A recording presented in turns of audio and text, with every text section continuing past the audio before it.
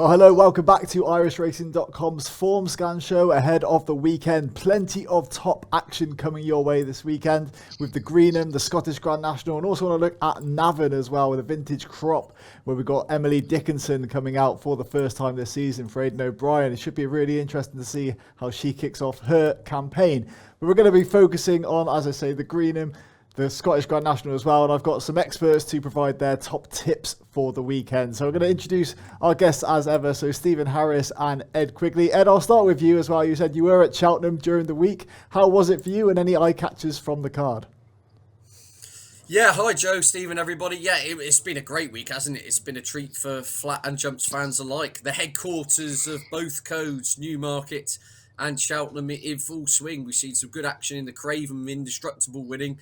And as you say, I was at Cheltenham for the first day. It was lovely weather, 16 degrees. Some old favourites like the Caribbean Boy and Madeira Mist coming back and winning. And no, it was just a really enjoyable card. It wasn't all that busy, but the sun was out. You could access the amenities easily, etc. But no, it's a really exciting time at the moment. As I say, we've got the Scottish Grand National. Obviously, there's the Greenham at Newbury, and we're right on Punchestown Eve as well. And then it's not to forget, we've got the traditional curtain closer this time next week with Sandown's meeting rocking into town and the Whitbread, as I still call it. I don't know what it's called these days, but yeah, all in all, if you like your jump racing, you like your flat racing, this is very much a time to be excited.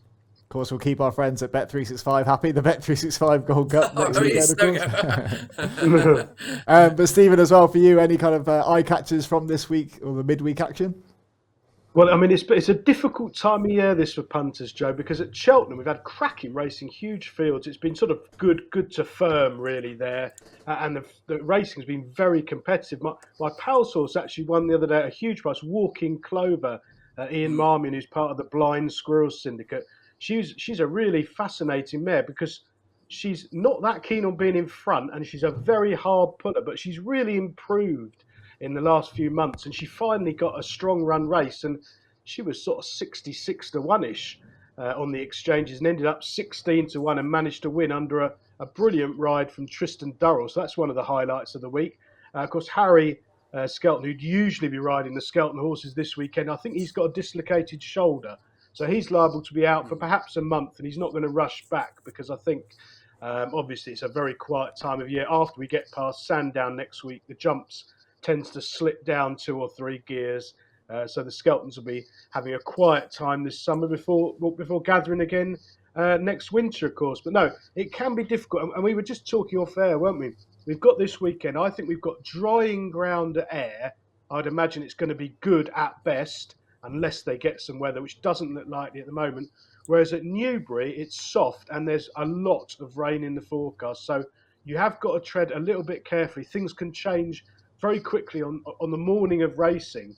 And things we've been saying about, horses wanting a bit of spring ground can go straight out the window. Oh, absolutely. And you touched on Ayr as well, so we're going to bring up the card now for the Scottish Grand National. Stephen, I'll stick with you as well, because it's actually your long shot for the weekend goes in the Scottish Grand National. Just take us through your thoughts on this race and how the card is shaping up. Well, I mean, I agree with what Ed said about long shots, especially at this time of year over jumps, because a lot of these horses have been on the go for a long time. There's 23 runners here. It's best part of 4 miles. Traditionally, it's been a race the bookmakers get results in. It can be a brutal test. Now, there's 5 to 1 the field with the bookmakers. I think that is an understatement. I wouldn't be rushing to take 2 to 1 coupled the front 2. I mean, Kitty's Light, a horse I really like, who's done Formscan followers a few real turns over the last couple of years. I think drying ground for Kitty's Light is definitely a concern. I think he makes jumping errors, and if he's tapped at an early stage, which they will go a million miles an hour here, he could struggle to lay up. And he's gone up £8 for winning the Ida. Now, he was gambled on. He made a load of mistakes. He did very well to win, but I do think that was quite a weak race on the day. And £8 is a big old lump back up the weights. And Christian is struggling a bit. So he's very quiet. I think he's 0 from 8 in the last 14 days. He's not having many runners.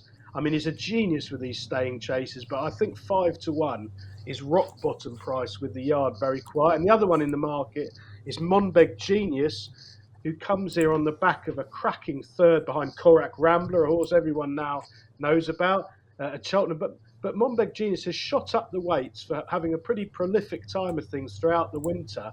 Had a hard race at the Cheltenham Festival, has never been beyond 3 mile 1, and is now up to 4 miles on much quicker ground. So, I mean, there's a lot of negatives about a 5-1 chance in a 23 runner handicap there. Not for me at all. So, that's a long way round of saying I think it's not a bad race to play in for punters, but you've got to look for bigger prices. And the one I've landed on is 3 under through 5, who's been a disappointing horse, it has to be said, this season, but he's become pretty well handicapped in a short space of time. He's only had a few runs this winter. He's shown glimmers of promise in quite strong races. He finished 8th in the Ultima, the race we just talked about, that Monbeg Genius finished 3rd last time out. If you watch that run back, he got murdered early on and lost his place. And I thought he did quite well, briefly 3 out, to get back into contention. Basically, he ran a lot better than it looks. And he's unexposed, granted a proper test of stamina. He's run over 3 mile 5 at Warwick when he wasn't disgraced, just getting tired late on pretty heavy ground. So better spring ground, a reduced mark, relatively fresh, should stay. I like Adrian Heskin as well in these staying chases, and obviously Paul Nicholls on a Saturday, he gets them up for Saturdays. 25-1, I think he'll run a very big race. Lovely stuff. Yeah, perfect long shot there, Stephen, and well summarised. So let's move on to Ed and your pick. We're going off to the 410 at Ayr. Yeah, indeed. We'll come back to that race in a minute for another one I've got in. But yeah, I suppose I've got all my selections around the wrong way in terms of long shots, values and naps. But yeah, Utrecht in the 410, I think is probably going to be around a 4-5-1 poke here. I was hoping we got one that had gone under the radar, considering recent form for this Dan Skelton individual would be nothing short of woeful. The upside, and the reason I'm tipping it, is because the mark has plummeted as a consequence. If you go back to the early season form, was rated 141 over hurdles, went 3rd to Goshen, has now dropped to 119. So absolutely fallen off a cliff in terms of handicap marks. Has come down 20 plus pounds, looks incredibly well treated, especially on the previous form shown with Joseph O'Brien when running some really good races in top quality contests over there. I just thought on this ground over this trip, eased 119. Obviously, Bridget Andrews taking a ride, as Stephen alluded to. Harry Skelton, damaged shoulder, dislocated. He's going to see a specialist about trying to make a quick recovery and everything. And sounds like a bit of a nasty injury he took with that tumble at Cheltenham on Wednesday. But Utrecht, the best handicapped horse on the entire card, if it could show half an ounce of anything it showed a year ago. As I said, this was a horse less than a year ago at the start of this season, was competing in races in the marks of 140s, of 119 here, has been given an absolute gift from the handicap. You often hear trainers moaning about the assessor not releasing their grip. Well, I don't think the Skeltons and connections here can have any complaint, because poor performances have seen this horse's handicap mark reduce accordingly, and I don't think this is a particularly strong race. I think the ground's fine. I think this intermediate trip is fine. And I'm pretty keen on the claims of Utrecht. The only thing I was hoping was to perhaps get a few points bigger, but if I can get 5-1, I'll settle for that. Lovely stuff. And Stephen, over to you then for your value pick. We're off to Newbury. Yeah, 1:30 at Newbury. This is a really good race, a fascinating contest. We've got the return of Hurricane Lane, who's been put in an odds-on chance by the bookmakers. I mean, this is a classic exchange horse. Obviously, the yard's flying, Charlie Appleby, a horse with a great load of brilliant form in the past. He was the Irish Derby and the St. Leger winner, but that was a long time ago now. He only ran twice last season.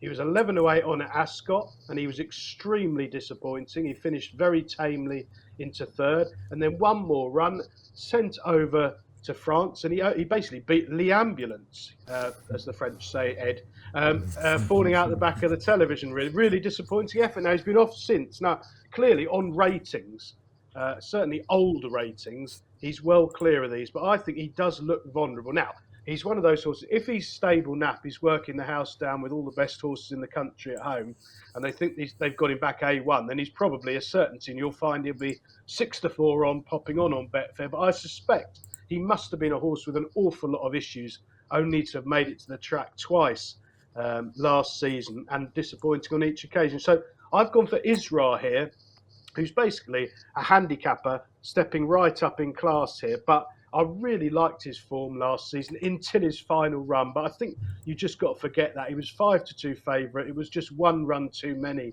in bad ground at Donny, and he was well beaten. But before that, he handled testing ground really well, and plenty went wrong when he won that race. That was also at Doncaster in October under Jim Crowley. He ended up winning by 3 3/4 lengths. But he had a bit of a trouble run through, but he picked up really smartly, and he just looked a group class performer in a handicap. So he's up in class here. First time out, obviously fitness could be an issue, but I think Gosden's had 4 winners in the last 14 days, so most of them are running really well. And I thought Israel is around about 8-1, provided he's pretty much straight. He'll handle the testing ground. He should go really well. Lovely stuff. Well, yeah, hopefully you picked a bit of value there for us, Stephen. Let's move on to Ed's value pick. Comes in the 3 o'clock at Ayr. Yeah, just very quickly on that race, Joe. I wouldn't be shocked if the rains continued. Mojo Stars pulled out. They pulled him out in Nottingham of that listed race where Trusham was turned over on the count of the ground coming too soft. And I actually see Connection said, "Oh well, don't worry, we'll save him for Newbury because they'll get quick round there. It might be totally undone and he'll come out." So yeah, as you say, just something for punters to bear in mind. Looking at my next one, yeah, we're back to Ayr. Looking for the value pick here. Now, That's All Right Gino represents the Jamie Snowden team. Gavin Sheehan on board. An individual, of course, we flagged up on this show before. It's a good little race, this. And That's All Right Gino was really well backed at the Cheltenham Festival. He was sent off 5-1 favourite to land the plate. Now a lot of that gamble came on the basis of his proximity to Stage Star. Obviously, he was runner-up to Stage Star on Trials Day. And at the festival, Stage Star went and landed the Turners, the Grade 1 prize. So naturally, the money arrived for That's All Right Gino and ran a stinker. But I think there were lots of other reasons for things going wrong there. It was first-time cheek pieces. Listening to what Gavin Sheehan was saying, he thinks he totally resented the application of the headgear there. So no surprises at all. The headgear is left off. And I also think the ground as well went totally against him. Absolutely lobbed it down all morning. It was. I mean, they called it soft, good to soft in places, but the horses were coming home in different postcodes on that occasion. It was testing ground. He made a mistake early, got on the back foot, and I basically think everything that could have gone wrong did go wrong. As I said, his form before that is pretty good, isn't it? Runner up to Solo in the Pendle, a Grade 2 there. Runner up to Stage Star. He won earlier in the season, beating Calico. Of course, that horse chased home John Bond. So the overall profile of his form on good ground is very good. Jamie Snowden's had a cracking season, and on ratings, That's All Right Gino is right in the mix. So I think the ground conditions, as Stephen's touched upon, I mean, at the time of recording, it's officially good to soft, good in places, but are expecting kind of 13, 14 degrees and sunshine on the Friday. So it's going to dry up nicely for this race. And I think conditions here, much more to his favour. I do respect Balco Coastal, but he was deplorable in that the Turners at the Cheltenham Festival. Came last of 7 in that race, won by Stage Star. Appeared to be no obvious reason as to why he should bounce back to form. You can't really use the ground as an excuse in that sense because he won on pretty testing ground earlier in the season. So I think Balco Coastal, yes, officially the best horse in the race, but it does arrive under a bit of a cloud. Would I want to take 7-4?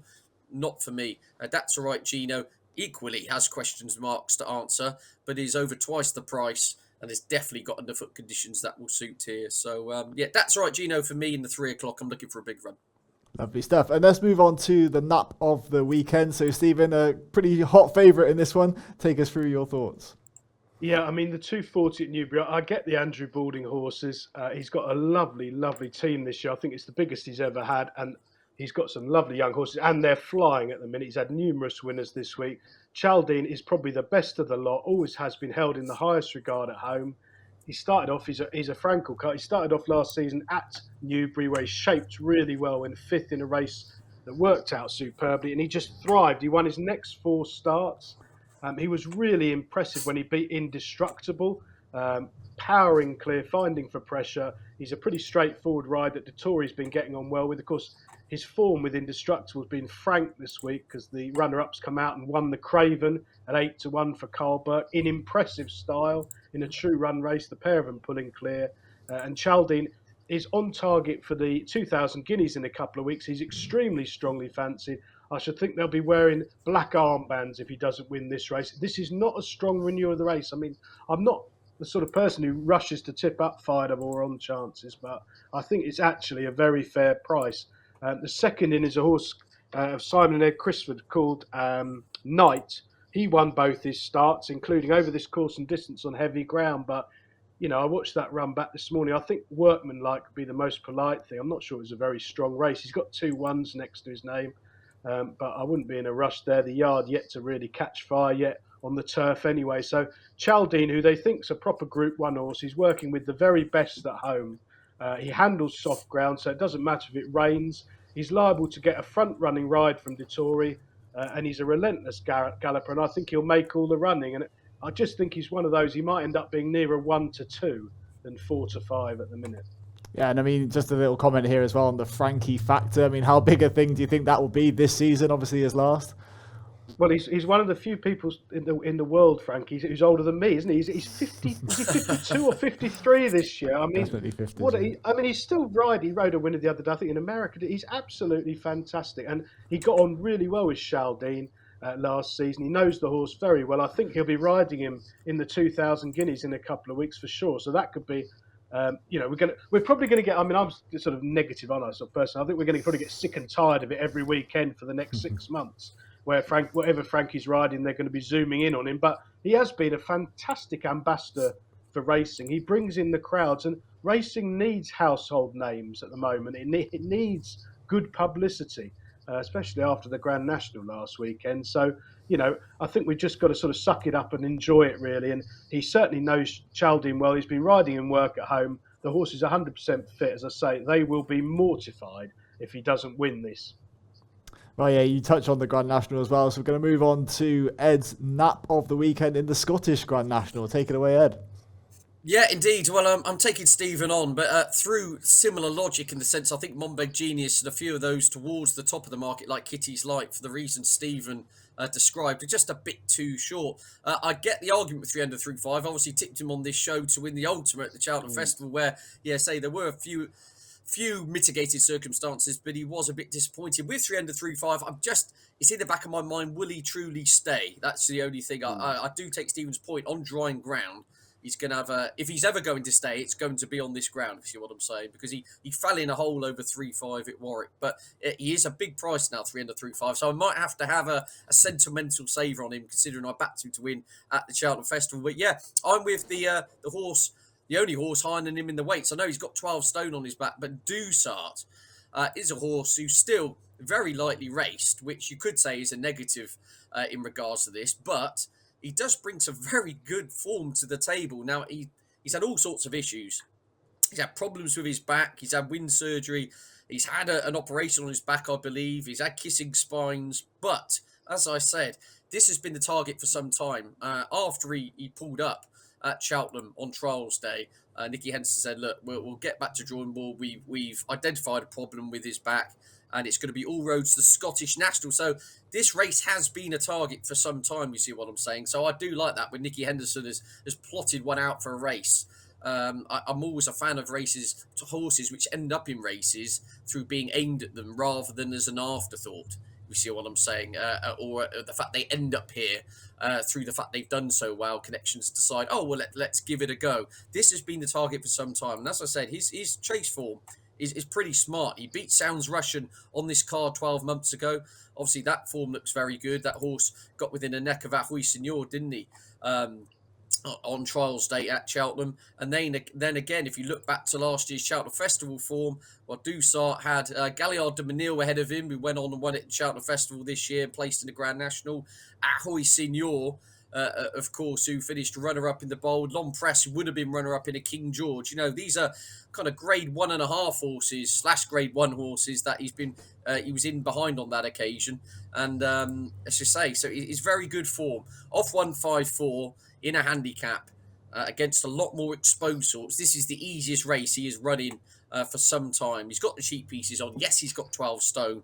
But as I said, he was kind of fringe grade 1 class over fences a year ago. If the magic back operation has worked, Dusart 16-1. He's a lively player for a horse of his class, his back class. So the fact he's been targeted at this for ages adds the confidence to me. They're the likes of Monbeg Genius and Kitty's Light, etc., etc. They've run in recent races. Monbeg Genius had a hard race at Cheltenham, and I get the feeling they've kind of ended up here as an afterthought rather than the season's plan. So of others in here, I did want to just flag up Lord Accord as well, because I know the Narma Holland team said they have been waiting for some proper good ground to let him take his chance, and he's starting to look well handicapped horse on good ground. So look, it's wide open as a general rule against those the single figures. I just think they're too short, and so I'm Dusart, and I'm going to have a saver on 3 under through 5 for old time's sake. Perfect. Lovely stuff, Ed. And now we're going to just quickly sum up the tips. So, Stephen, if you can just take us through your 3 selections for the weekend, please. Yeah, in reverse order. The long shot in the big one at Air 335, 3 under through 5. Paul Nicholls gets these horses up for Saturday. He's been a disappointing horse, but he has eased a few pounds down the weights, and he has got a touch of class. And I thought at Warwick, when he tried this 3 mile 5, so getting there, that was on really heavy ground, and he tanked through the race. And I think on spring ground, which I think is going to be goodish ground at Air, or even quicker, I think he'll last out fine. And he's got a touch of class. I like the fact Heskin's up. I can see him being patiently ridden out the back and creeping into things. And as Ed said, I certainly wouldn't put you off Ed's selection, Dusart. He's made a very good case there. All of Henderson's horses want good ground traditionally, and you'll see them in a different... We've already seen Ed saying about Caribbean Boy bouncing back from a very quiet few runs. Well, that's what Henderson's doing this spring, and they're all well treated. So I can respect that one's claims, but 300 through 5 is about 25-1. I think it's a big price. Value angle selection runs at Newbury. Isra, take a chance first time out. I think the favourite could be vulnerable there, Hurricane Lane. He's obviously been fragile. Isra is a progressive handicap who handles really testing ground very well. And I think it's worth chancing that he can handle the jump up in class first time out. And the Nap, a lot of the weekend hinges on this. Some of us are clutching 2,000 guineas vouchers for Chaldean, which I don't want to curse, but I do think he's 5-4 on to win the 2 darn hot, the Greenham at Newbury. I think he's got everything in his favour. He's working superbly. His form's working out superbly. And it's just one of those races. I know horses improve as they become 3-year-olds, but there's an awful gap between what Chaldean's achieved and what all the others have, to be honest. And he does look a real good thing. So 5-4 on. Let's hope he can get it done. And then 2 weeks, he's off to Newmarket. I think he'll be favourite for the 2,000 guineas. Lovely stuff, Stephen. Well, thanks a lot for your selections and best of luck. And Ed, just sum up yours, please. Yeah, indeed. Take these in whichever order you want with a pinch of salt, because my long shot's the shortest price. But Dusart either way, 16-1. I'm going to take the chance that the back surgery's worked. He's a horse, as I say, a lot of back class. You look at some of the horses he ended in behind at Cheltenham festivals, etc. They've gone on to run really well in grade 1s. He's lightly raced, off 154 in a handicap, drying ground really in his favour. I know he's got a lump round top weight, but I'm hopeful he can get in the places at least. That's right, Gino. Again, the ground all went wrong for him at Cheltenham. Made a mistake early. Didn't like the headgear. Jamie Snowden team continuing fine. Fettle are hoping on a dry, sunny Scotland, we can see That's Right Gino back to the form he showed before that. And then Utrid, as I said, I was hoping 7-2. Crikey. I was hoping we'd be getting bigger for as I say, as a horse who's been in woeful form, but absolutely plummeted down the weights off 119 now.